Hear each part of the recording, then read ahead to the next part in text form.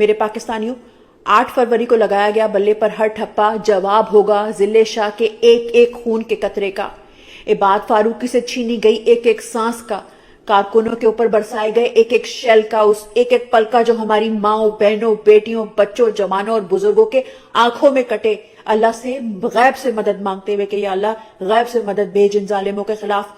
वो दिन होगा कि आप जवाब देंगे उस जुल्म का जो जेल में बेगुनाह कैद इस आलम इस्लाम के लीडर के साथ जो उसकी आवाज दबाने के लिए जो जुल्म हो रहा है, वो आपका दिन होगा उस जुल्म के खिलाफ आवाज उठाने का, उस जुल्म के खिलाफ डट कर खड़े होने का। आपका वोट ही उस अबाबील की चोच में दबा हुआ वो एक कंकर है जो इस मुल्क की खेती को तबाह करने वाले बदमस्त हाथियों से हमें निजात दिलाएगा। तो फिर इंतजार किस बात का है?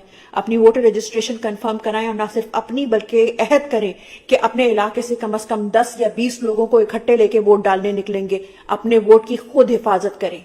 पाकिस्तान जिंदाबाद।